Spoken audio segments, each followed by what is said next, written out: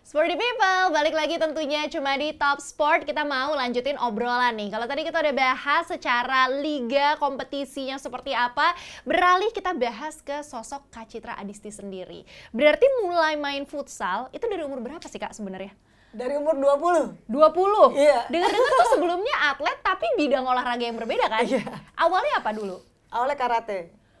Pantesan, maco banget jadi anak futsal pun cocok. Jadi dari karate, terus habis itu Ke volley. Oh volley dulu, baru futsal. Iya. Kenapa dari karate bisa loncat ke volley, terus dari volley bisa loncat ke futsal? Ini kan tiga-tiganya beda banget ya Beda banget, kategorinya. Biasanya kan kalau loncat tuh karena mirip-mirip.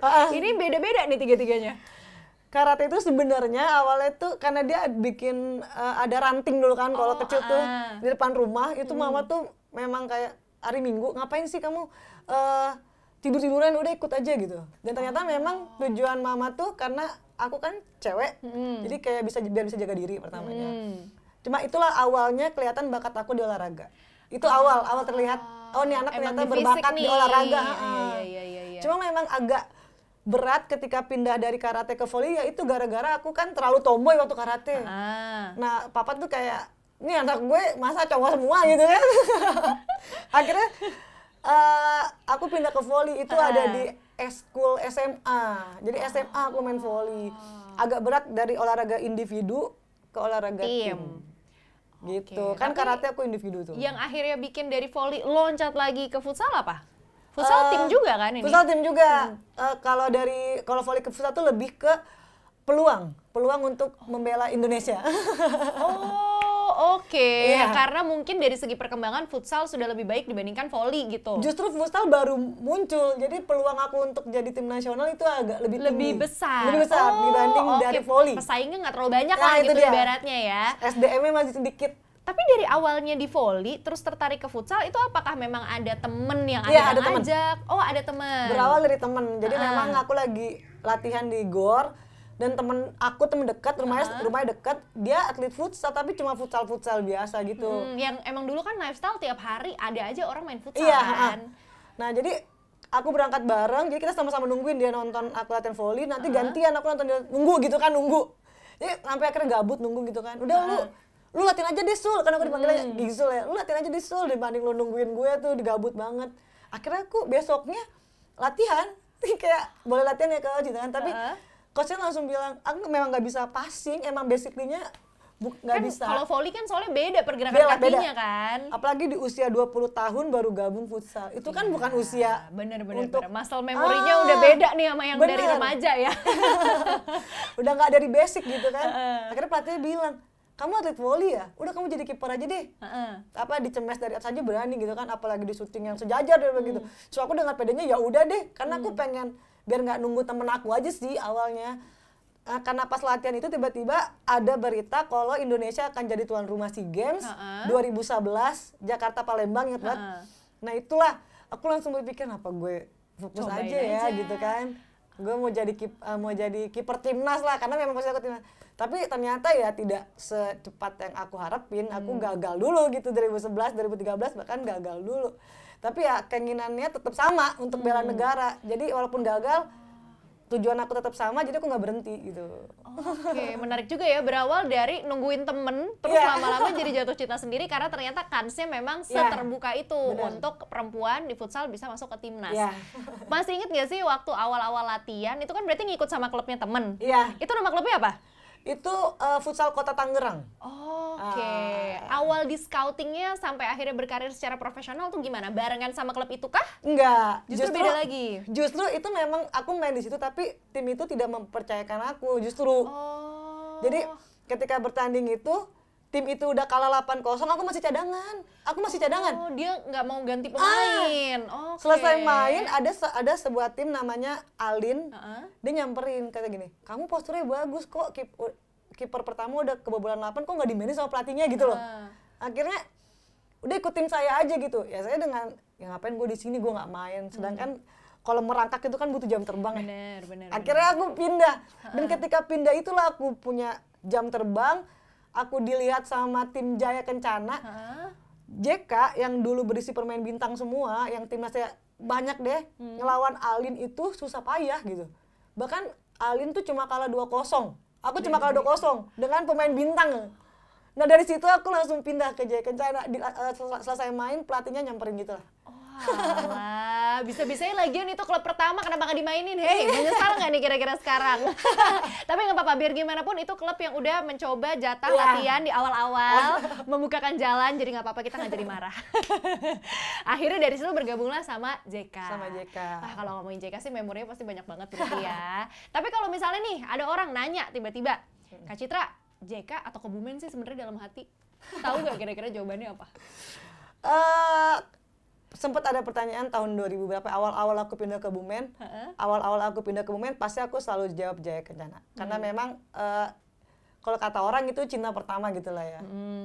Nah, ketika aku udah hampir 5 musim di Kebumen, ternyata ya sama bahagianya tuh mungkin dengan konteks yang berbeda gitu kan.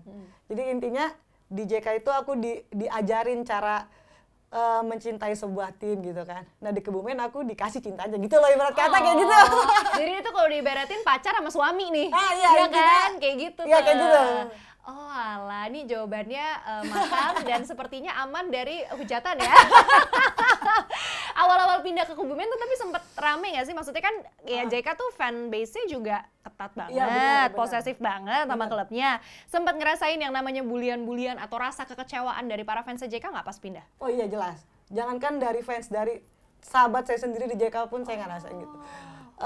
Karena dia sempat bilang, lu sempat ngomong sama gue, lu bakal di JK sama kita bakal di JK terus bareng-bareng gitu kan. Cuma ya aku sempat, ya emang aku sempat berucap kayak gitu, gue nggak bakal ninggalin JK lah. Tapi kan manusia, hati manusia berubah-ubah ya, bener nggak? Terus kayak, iya juga ya gitu kan. Bener ketika lawan JK itu berasa banget rivalitasnya justru ke pemain secara apa ya? Pakai hati lah, bener. Justru ke temen sendiri. Bahkan di 2018 ketika JK belum join sama Pusaka, kan dulu sempat join ya. Itu bener-bener di bench masih ada Om Bud, Ayah yang ngebesarin kayak mainan juga masih beda gitu. Tapi pas 2019 JK udah merger dengan Pusaka, orang-orang JK asli udah nggak ada, itu saya udah selebrasi. udah mulai lepas tuh akhirnya beban-bebannya udah mulai aduh yaudah gitu ya. Bener. Tapi gimana sih, boleh nggak diceritain perasaannya pas pertama kali akhirnya harus ngadepin JK gitu. Tapi seragam udah beda nih, udah barengan sama Kebumen, itu perasaannya gimana? Ya itu mungkin itu salah satu hal terberat juga. Bahkan match pertama lawan JK itu seri 1 sama. Jadi, tapi nggak kalah, alhamdulillah nggak pernah kalah sama JK. Tapi match pertama itu 1 sama, itu memang beda banget sih rasanya. Karena saya besar di situ, terus harus ngelawan tim yang aku lihat tadi benchnya masih ada orang tua di situ, teman-teman yang ngerintis dari bawah. Wah itu beda banget rasanya. Cuma ya alhamdulillah nggak kalah sih, karena kalau kalah justru saya lebih sedih sih. Bahkan sempat berpikir dulu pas 1 sama, anjir JK nggak apa-apa ya nggak ada gue. Sempat mikir kayak gitu, ternyata JK nggak apa-apa nggak ada gue. Malah dia bukan dia ngerasa gimana gitu, malah ngerasa kok gitu ya. Kok bisa? Kok nggak kalah gitu. Ya itulah manusia ya. Tapi kan pada akhirnya bahagia dengan pilihannya masing-masing. Ya, sekarang jalurnya sudah berbeda. Sempet nangis nggak sih tapi kalau misalnya kilas balik pertandingan-pertandingan, ada nggak sih yang sampai akhirnya saking bapernya atau mungkin saking senengnya, saking sedihnya sama euforia pertandingan sempat ada yang bikin kayak nangis gitu nggak? Pas lawan JK ya? Itu pas 2019 lah. Karena pas 2018 kan Kebumen tuh gagal juara. Karena kita kepatil sama JK seri. Itu gagal juara sumpah. Cuma kalah head to head. Head to head menang. Cuma karena aku seri sama JK jadi gagal juara. 2019-nya itu sempat hampir terulang ketika JK sempat unggul 2-0 lawan Kebumen. Bahkan baru 2 menit. Aku inget banget, baru 2 menit mulai, aku udah kebobolan 2. Terus kayak langsung, bakal dibantai. Berapa nih Kebumen? Aku sempat mikir kayak gitu. Terus tapi aku selalu percaya sih, kayak kun fayakun, kalau Allah pengen kita menang, kita bisa menang gitu. Dan alhamdulillah, di babak pertama itu, sempat 2 sama. Pas 2 sama aku selebrasi, itu yang aku bilang. Ketika 2 sama aku begini nih. Dan itu sejajar sama kaptennya JK, sahabat aku kan. Bener, gol ketiga itu dia yang ngegolin. Itu sempat rame tuh. Pas dia ngegolin ke aku, dia lari ke aku, dia begini. Wah itu rame penonton. Sumpah. Dia selebrasi depan muka aku sampai diperingati sama wasit. Itu tuh cewek tuh. Asli. Cewek banget. alhamdulillah babak pertama selesainya 4-3, Kebumen menang. Di babak kedua, Kebumen dapat kartu merah coba. Kita sempat bermain dengan 3 pemain, 2 menit. Bersih itu kan lama ya? Itu aku diserang, dibombardir habis-habisan, tapi di babak kedua itu sama sekali nggak ada gol. Jadi kita menang 4-3 tetap. Itu aku langsung sujud nangis. Nangisnya kayak justru lega. di situ. Iya, pas selesai itu lega. Anjir, gue bisa nyelesain pertandingan ini dan nggak seri. Nggak seri, nggak kalah gitu kan. Mana dramatis pula lagi kan, ada adegan diselebrasi depan muka. Itu rame loh. Itu selesai main, semua pemain langsung pada, gila sih ini selebrasi depan. Tapi aku kayak, udahlah gue fokus dulu nih. Itu 3-2 kita sempet kalah. Dan itu benar-benar aku lepas nangis dan lihat di, biasalah ya, habis main kan lihat IG. Wah rame. Lawan JK gampang banget kebobolan, bla bla bla. Bisa-bisanya bisa banget kebobolan, dia nggak tahu dalam hati udah kocar-kacir ya. Kayaknya tuh kalau kalah aku bener-bener nangis, senangis-nangis lebih parah lagi gitu. Tapi itu sih memang yang namanya dibilang tensi dalam pertandingan tuh beda sama pertemanan kita di luar lapangan. Di luar lapangan tapi sama sahabat sama. Enggak, lagi, kan? Awalnya sempat beberapa hampir setahun apa lah ya. Kayak ya cuma saya hai aja gitu. Nggak yang main bareng lagi, nggak cuma karena kan masih ada luka-luka lah ya ditinggal pergi. Tapi setelah gabung di timnas lagi bareng, akhirnya kan karena di timnas bareng lagi ya. Akhirnya udah biasa lagi. Akhirnya bahkan aku ngajak dia main di Kebumen 2020. Terus sekarang di Kebumen? Sekarang di Kebumen kapten. Karena JK kan bubar. Iya benar. Jadi nggak masalah juga sih ya. Dan ya dia kan? pun tapi malah jadinya enak, dia nggak ngelewatin fase harus ninggalin kan. Benar. Aduh, ya itulah ya lika-likunya seorang atlet, apalagi klubnya klub perempuan. Benar. Sempet aku giniin ke dia. Lu enak, lu nggak sempat ngerasain lawan JK ya, karena JK bubar. Aku gitu ya. Dia, iya sorry secara CA, gua kan nggak tahu. Karena aku kan pindah ke Kebumen, JK masih ada. Iya. 4 match beda aku ingat. Dia, 4 match lawan tim yang besarin aku gitu. Sedangkan dia pindah ke Kebumen, JK udah bubar. Iya. Jadi dia nggak ngerasain. Nggak ada beban nih nggak ada bebannya. beban. Iya, udah bukan saingan lagi gitu Iya. kan. Emang sempet rame pas aku pindah ke Kebumen tuh. Cuma ada satu pelatih yang bilang, ya nggak masalah Citra pergi dari JK. Memang Citra besar di JK, cuma kan dia sudah ngebesarin JK. Jadi di situ aku kayak perginya dengan agak tenang sih. Itu tuh buat yang sampai sekarang masih menanam rasa-rasa, dia dulu ninggalin JK bubar bla bla bla. Tidak seperti itu di belakang layarnya ya, sudah dijelaskan, bahkan udah pertemanannya juga udah lanjut lagi. Tadi sempat mention soal timnas. Nah, berarti kalau panggilan pertama bergabung di timnas tuh akhirnya didapatkan di usia berapa Kak Citra? 2013. 2013 pertama aku. Pada usia 2013 24 ya? 24. Terbilang muda lah, berarti akhirnya masuk di timnas tuh. 4 tahun lah aku di futsal. Setelah itu tuh awal tujuan masuk futsal emang gara-gara itu kan. Benar. Panggilannya datang seperti apa, pada saat itu sedang dalam kondisi apa, masih inget nggak pas dapat telepon tuh? Kalau timnas itu dia biasanya abis selesai liga. Jadi selesai liga nanti tim-tim yang juara 2-3 siapa pemain yang terbaiknya nanti dikumpulin. Terus diseleksi, prosesnya memang agak panjang. Makanya kena syarat main timnas tuh harus main liga profesional. Harus aktif ya. Jadi dia kelihatan tuh di liga. Baru dipanggil seleksi nanti dari seleksi 30 jadi 20 akhirnya jadi 14. Nah itu ya aku melewati semua tahap itu gitu. Bahkan sempat kecoret dulu ya kan yang tadi aku ceritain. Kecoret dulu tadinya. 2011 aku kecoret. Oke. 2013 pun aku jadi 2013 itu ada 3 event. Yang Asian Indoor Games, caps aku pertama di Korea itu. Terus pulangnya langsung AFF di Myanmar. Justru di SEA Games-nya mimpi aku justru kecoret lagi. Jadi aku di SEA Games 2 kali kecoret. 2 kali, 2011 sama 2013. Iya. Baru kemudian nih 2014-nya. 2017-nya. Iya. Tapi pas aku SEA Games ya dapat medali. Pas aku nggak main nggak dapat medali juga, jadi nggak apa-apa. Enak ya, tapi ngomongnya gitu ya. 2 kali kecoret tapi begitu main dapat medali. Enak nih, enak. Jadi udah turun dinaikin lagi. Tapi waktu itu pas awal dapat telepon seleksi, masih inget nggak lagi ngapain, lagi sama siapa? Biasanya dia dapat infonya tuh dari surat ke klubnya sih. Oke. Jadi justru infonya dari klubnya dari dulu. Klubnya, iya. Masih inget waktu itu saingan pertamanya ada berapa orang untuk bisa masuk ke dalam list? Ada kiper tuh ada 4 apa 5 gitu. Lumayan banyak berarti. Cuma memang iya kiper itu kan posisinya sakral ya. Jadi kalau kita nggak jadi kiper utama ya sebenarnya agak males juga sih. Jadi meskipun timnas. Makanya aku bersyukur ketika 2011-13 aku kecoret.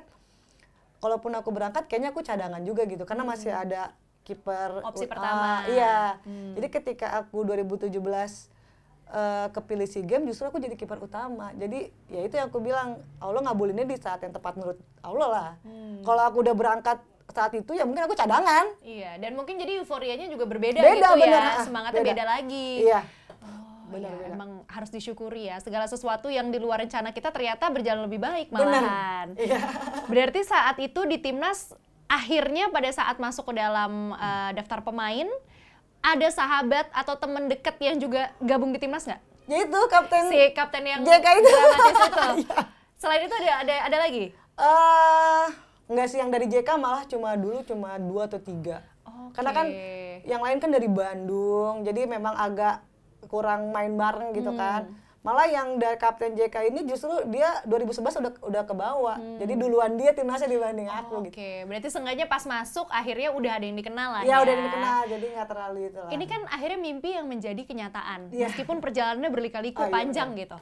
Sempet ada beban tersendiri nggak sih jadinya di dalam diri tuh kayak wah akhirnya nih ini kesempatan gue, ini waktunya gue bersinar. Apakah menjadi beban atau justru menjadi motivasi pada saat itu? Sebenarnya ada 2 sih. Yang satu kan memang mimpi semua atlet kayaknya bela negaranya ya kan. Pasti. Dan alhamdulillah aku justru di futsal gitu. Futsal yang ngubah hidup aku lah gitu kan. Tapi bebannya tuh yang jadi beban tuh gini loh. Ketika aku belum jadi timnas, aku ngelakuin kesalahan dikit kayak orang biasa aja. Iya. Begitu dari timnas. Waduh, salah dikit, kepleset dikit, kontrol bola lepas dikit, nggak usah nangkep, nggak grip gitu ya. Tuh udah rame tuh. Jadi dulu aku blunder dikit kayak orang nggak peduli gitu kan. Sekarang ngelakuin blunder dikit udah rame. Saat Indonesia rame. Ini sisi lainnya sih.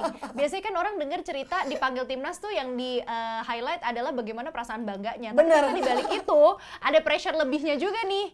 Sisi lain dari masuknya seorang atlet ke dalam timnas lain, pastinya kita juga sebagai orang terpilih pengen memberikan yang terbaik, ekspektasi juga jadi lebih tinggi berarti. Bener, ekspektasinya tinggi. Dan kita dikenal juga. Cara untuk menyikapi, mengatasi ekspektasi orang di luar yang tinggi banget dan kadang malah bikin kita makin down tuh gimana?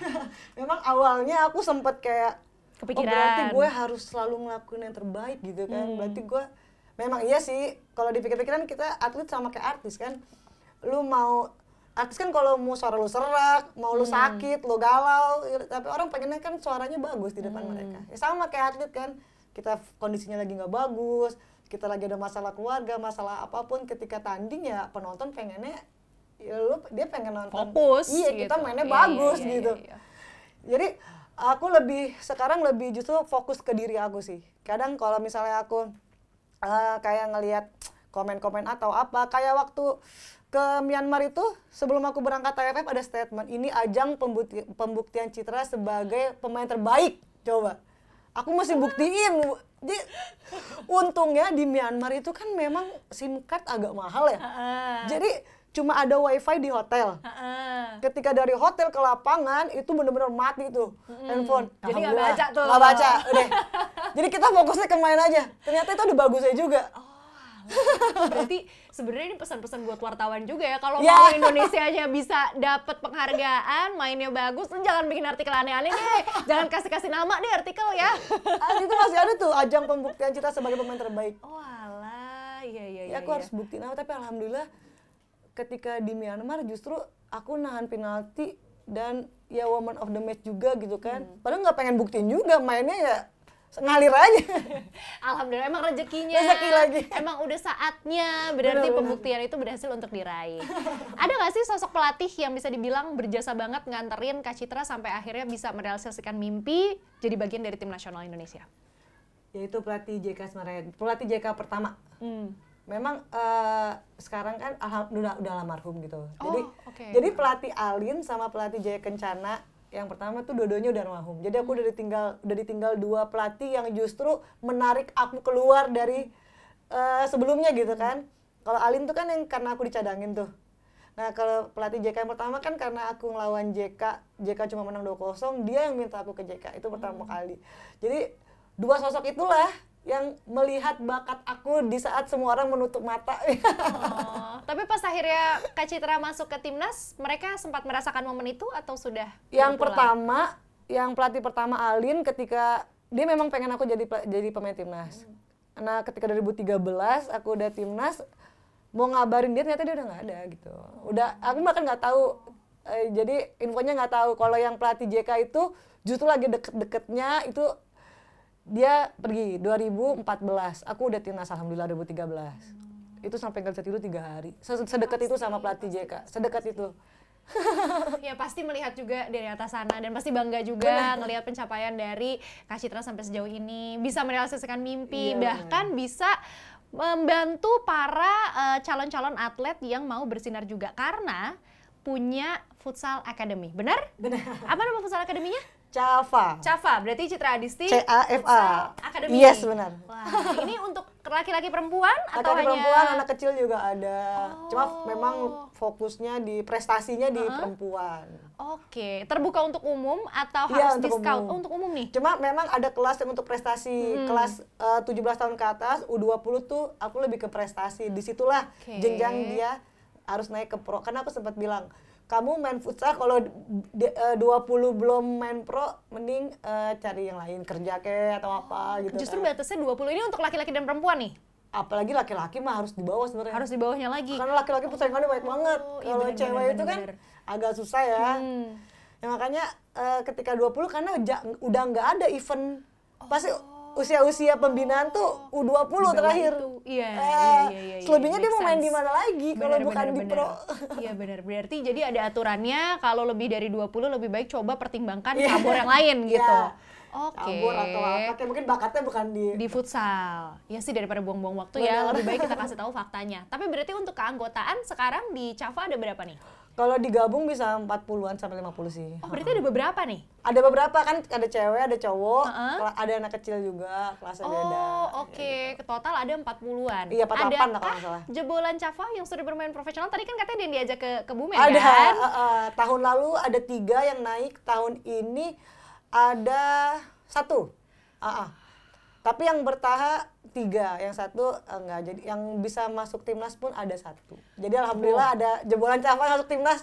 Nih, aku tuh sukanya ya kalau ngobrol sama atlet-atlet di bidang olahraga apapun, mereka nggak hanya membanggakan pencapaian, tapi juga memikirkan masa depannya untuk cabang olahraga itu kayak gimana. Iya, benar. Berarti kan Kak Citra sudah membuktikan bahwa ikut ambil bagian nih dalam membantu regenerasi para calon-calon bintang futsal gitu. Benar.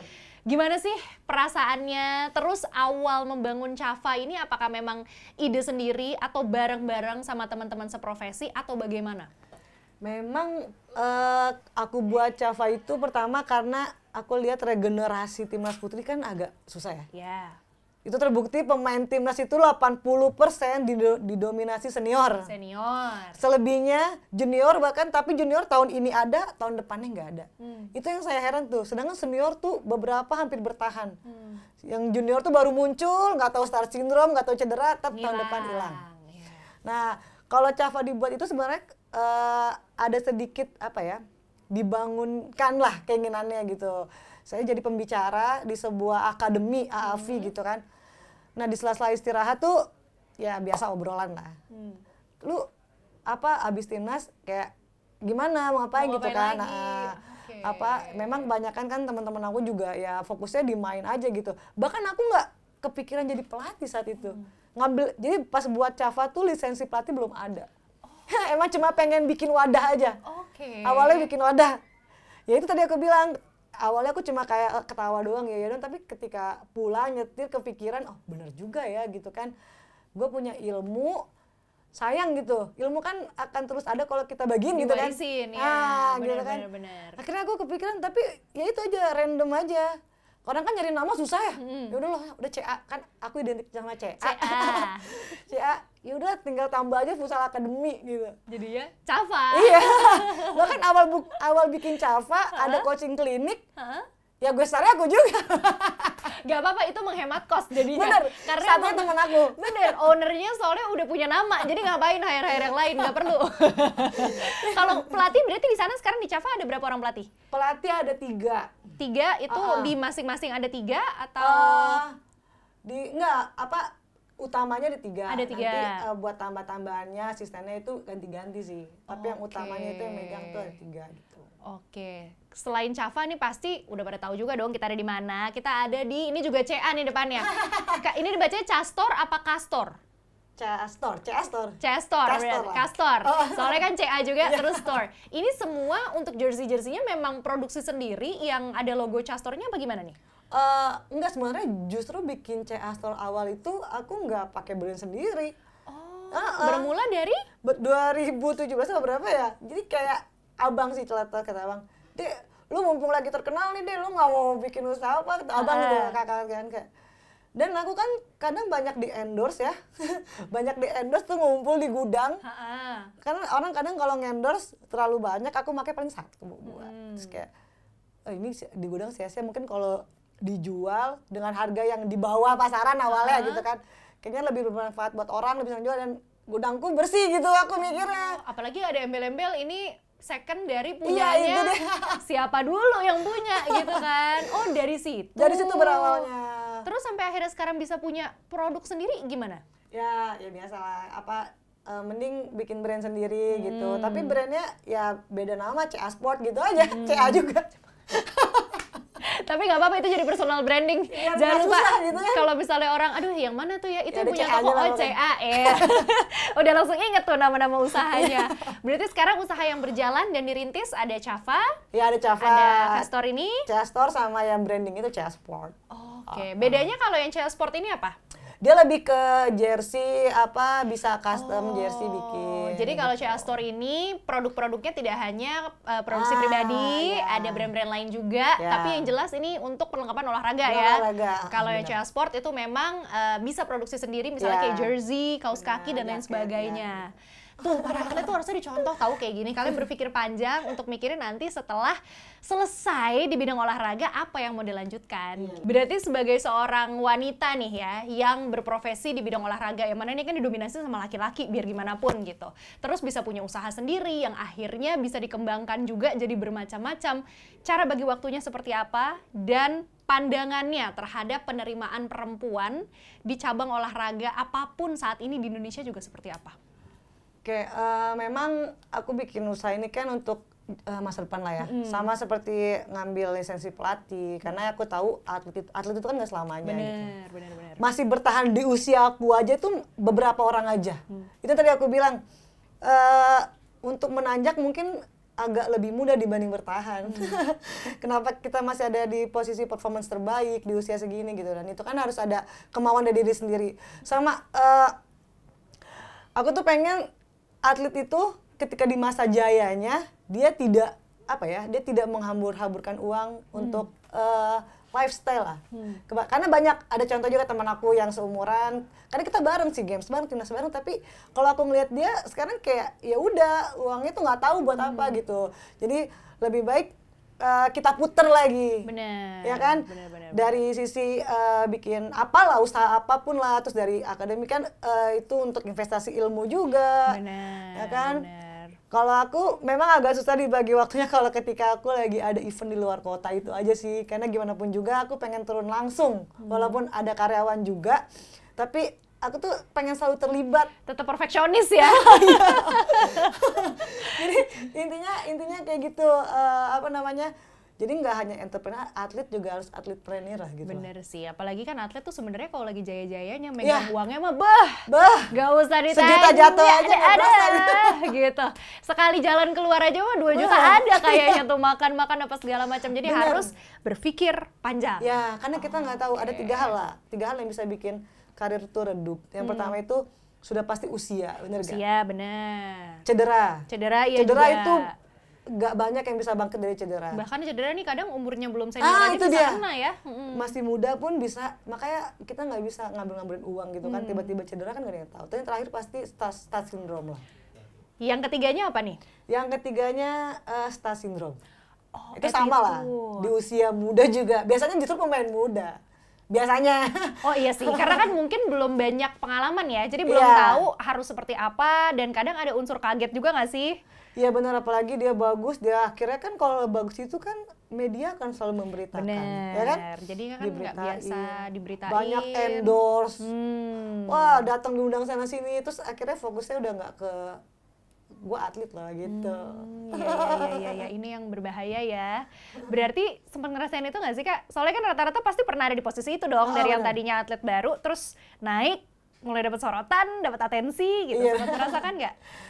Apa ya, kalau aku jujur ya, ketika 2016, aku pemain terbaik nih 2016, terus nggak lama ke Myanmar ya, dan aku jadi maksudnya nahan penalti juga gitu. Itu sampai ruang ganti, semua pemain tuh masih euforia, main handphone kan ada wifi. Aku tuh shock gitu, kaget. Kayak, padahal aku jadi, yang nahan terakhir lah gitu kan. Jadi ketika teman-teman masih euforia, aku tuh cuma cooling down. Dan yang aku inget, ada dulu kan JK tuh yang punya tuh ayah sama Ibu Haji. Ketika itu, Bu Haji nyamperin aku, dia cuma bilang gini, Citra gitu kan, kamu harus tetap jadi diri sendiri, nanti ketika pulang, pasti kamu akan diundang, kamu akan... Bener, ketika aku pulang, gila, semua stasiun televisi ngundang aku, endorse banyak, bahkan aku jadi pemain terbaik Haornas. Itu dapat 30 juta loh dari Yusuf Kala langsung yang ngasih di Sidoarjo. Terus aku dikontrak Puma, itu bener-bener 2016 tuh tahun terbaik aku lah. Ya, jadi titik balik aku lah. Itu 2016 di endorse Puma, tapi aku ngerasa kayak biasa aja. Bener deh.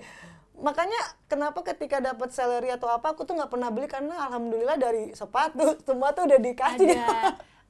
Jadi nggak suka belanja juga. Iya. Berarti kan ada didukung dari environment sekitar, orang-orang sekitar juga itu ya. Itu aku bilang, JK tuh mengajarkan aku banyak hal gitu. Yang ya tadi, yang punya sendiri yang bilang, kata dia kamu harus tetap jadi diri, karena benar orang tua lah yang ngomong kan.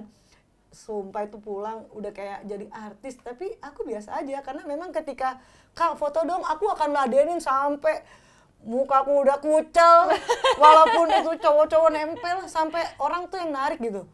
Apalagi kalau ngisi acara di daerah ya, itu kan euforianya beda lebih ya. Luar biasa lagi. Tapi aku tetap ngeladenin gitu, kayak ya tanpa mereka juga kan nggak ada yang kenal aku gitu. Berarti itulah pentingnya kita tuh bisa ada di tim yang tepat ya. Jadi kita dapat nasihat-nasihat yang tepat juga, yang bisa membangun dan bermanfaat buat kita nantinya.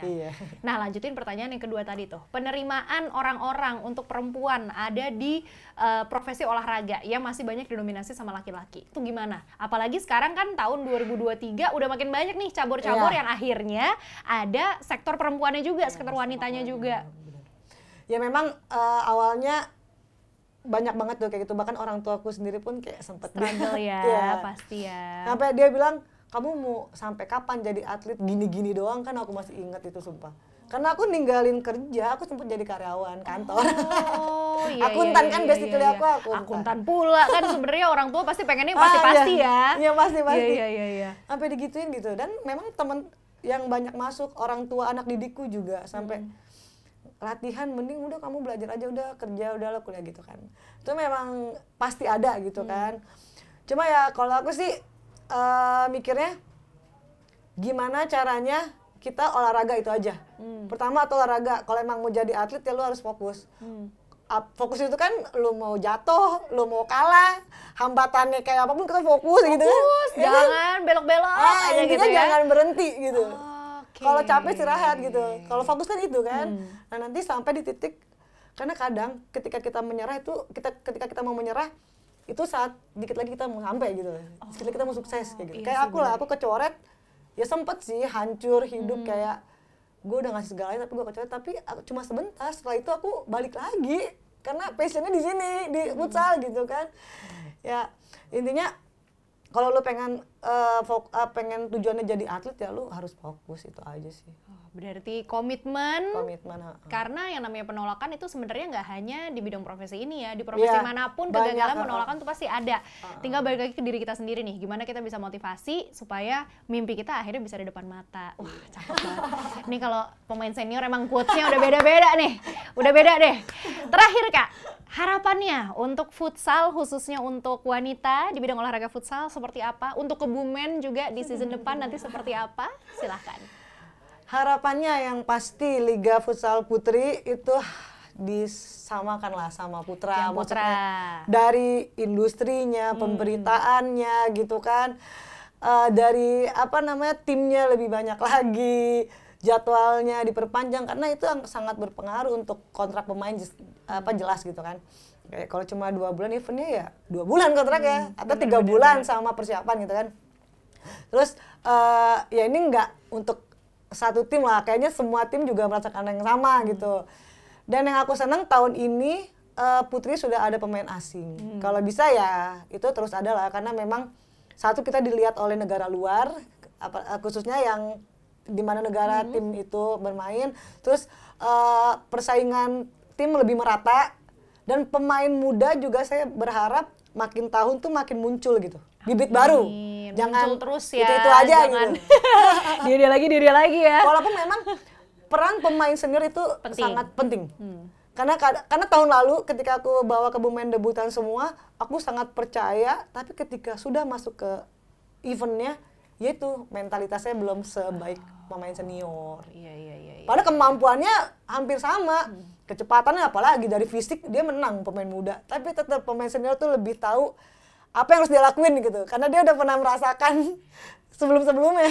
Dan auranya juga akan memberikan dampak beda ke para junior-junior gitu kan, bikin juniornya lebih percaya diri lagi. Leader lah. Jadi harapannya seperti itu ya. Kalau untuk diri sendiri, apalagi sekarang ngelihat usahanya juga sudah berjalan, Chavanya juga sudah berkembang. Untuk diri sendiri ada target atau harapan di beberapa tahun ke depan?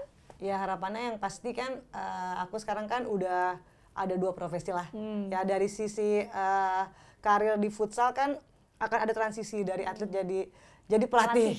Walaupun memang kalau aku masih dipercaya untuk membela timnas, aku nggak akan nolak. Karena kan katanya ada 3 panggilan nggak boleh ditolak kan. Benar.